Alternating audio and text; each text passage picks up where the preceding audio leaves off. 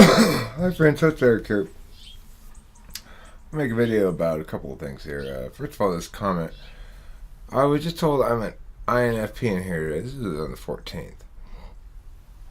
In the beginning of the debate, it was just a notion. By the end, it was that I am not an ENTP. I tried countless ways to help the group understand, but did not succeed.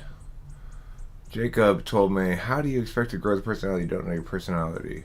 Real one. I told I was being feely. The conversation was not going to end with a mutual agreement, and it did not.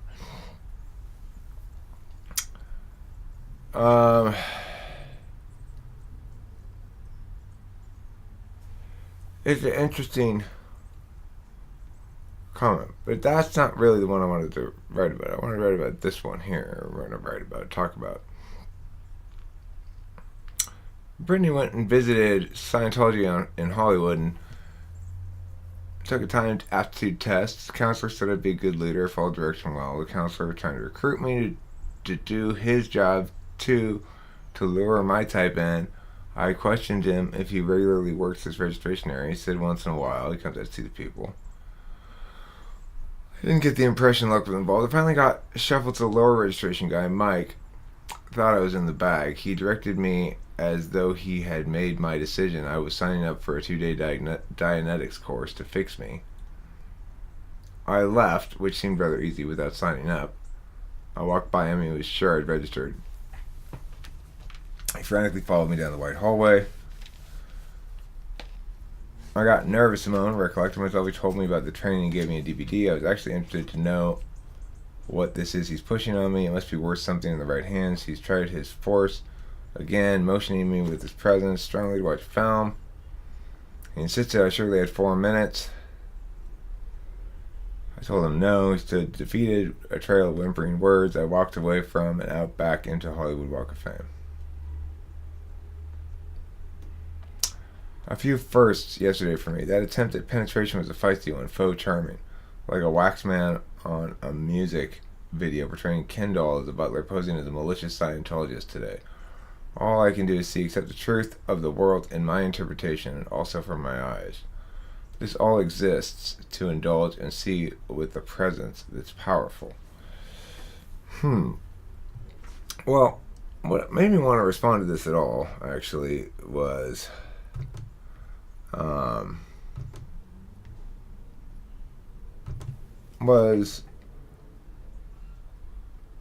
the distinction, I guess, to be made between some place like Scientology and talking with famous people, or basically how to answer the question, how do you tell a cult from a legitimate group? Well, first of all, you'll note that we don't really recruit anybody. I mean, everyone's welcome to stop in and talk with us, or me, or whatever. Join a closed group, do whatever. But there's no powerful effort to bring you into the fold and keep you within the fold. Secondly, there's no ideology, although there's a frame by which ideological matters ought be discussed. In other words, there's a meta-ideology.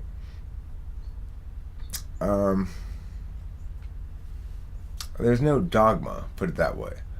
There's no chapter and verse of the truth, and that certainly is something that Brittany got to experience here when she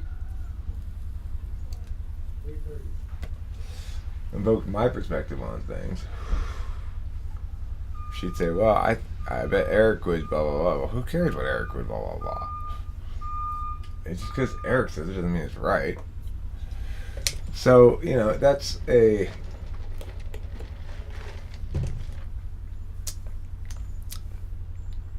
phenomenon of a cult organization as well, is that people look to those above them in a hierarchy for truth or legitimacy, indication of what ought to be. It might be a little bit the case around here, but I mean, it's an environment predicated on unmasking wrongnesses, and if I'm burying them, they'll be unmasked in my possession as much as it will in anybody else's. So those are two big distinctions between an actual cult and a regular group. Another would be the idea that there's something wrong with you. Third one. There's nothing wrong with you is one of the mottos of talking with trans people. And also, you're not optimal. Nobody really is. You can aspire towards optimization, but you can't ever really be optimal. And optimization in some areas means non-optimization in others. Like, right now I'm functioning pretty optimally for my spiritual, mental, physical well-being, not necessarily for my pocketbook.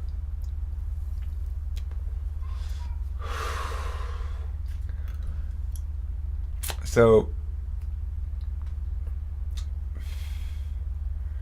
one of the things Scientology is desperate to tell you is that there is something wrong with you, and Scientology can fix it.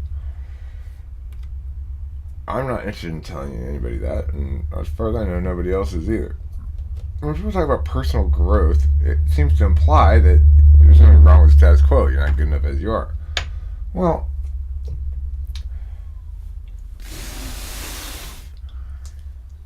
to me, that just is a naturally occurring phenomenon that goes along with the fact that we're not static, that we're developing ongoing, we're processes, we're ontological processes, not static identities, and naturally, it's better to become more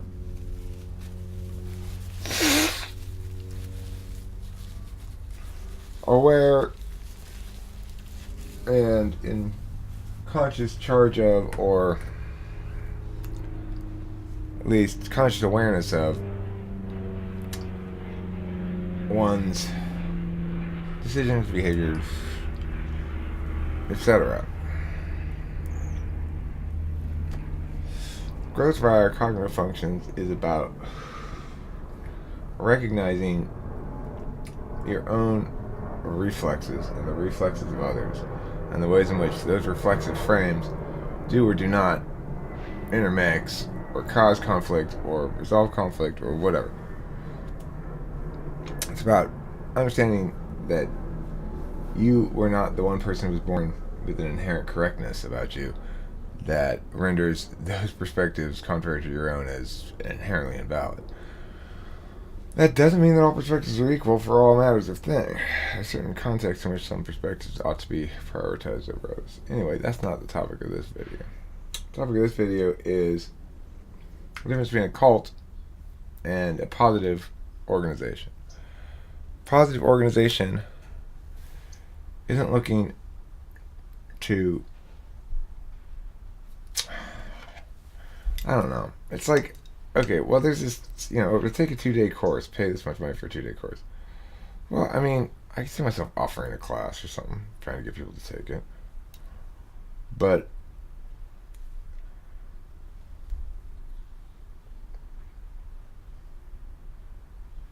I would play it differently. I'm not looking for followers in any sense of the word. I'm looking for subscribers. I don't know. I've been accused of being a cult before and being a cult leader before. It's such a strange thing because I'm so not anything like that at all. I'm not controlling in that fashion. I don't tell people what they should or shouldn't think or do or believe or anything like that. I just say, well, if you're going to affirm that claim, whatever claim it is, then affirm it right. Here's a better way to affirm it. Or, wow, you affirmed that well. Or, you want me to negate that or you want to just let it stand? It's like, it's all arguments at the end of the day anyway. Everything in life is. Because that's 90% of how we communicate is with language. The other 10% is nonverbal shit. And the other 9% is nonverbal, and the other 1% is like stuff like sex, which is a form of communication that doesn't necessarily involve any language. hugging, stuff like that. So, yeah, this isn't a cult. I'm not a cult leader. This isn't Scientology. And when people here are telling anybody stuff they don't necessarily want to hear, saying, well, this is how I think you are. The key thing to note is that nobody's looking for agreement, because 90% of the time it's negationary. Someone's saying, no, you've failed to adequately substantiate that claim. That's a whole different matter than saying you ought to believe something else. Now, it doesn't mean that sometimes people don't go, you're not an ENTP, you're an ENFP, or you're an ESFP, or whatever. That happens.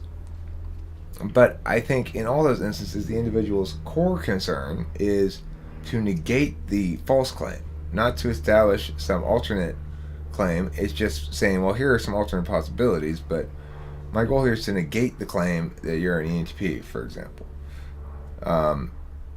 That doesn't mean that we're saying you must be something else or you are something else. We're saying you failed to substantiate that claim, and therefore we default to assuming it's as though it were unsaid. It's not false or true. It's just unsubstantiated, therefore not worthy of our attention any further as a claim. If you want to come back with better argumentation or display argumentation more consistent with the thing you're trying to self-identify with, then you'll probably find agreement from people eventually. Of course, all these things are open systems, so we're aware of the fact that you're aware of the fact that the last way you went about it didn't work. How you adjust or don't adjust or blah blah blah is going to be additional data. Empirics are, as Nick said to me last night, empirics, we have a weird relationship with empirics. We do have a weird relationship with empirics, we being ENTPs. Data is there to prove a point, not the source of the point being proven. So,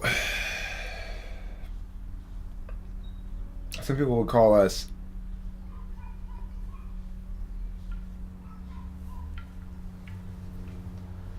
too compromising, in the sense that we don't seem exactly attached to anything. But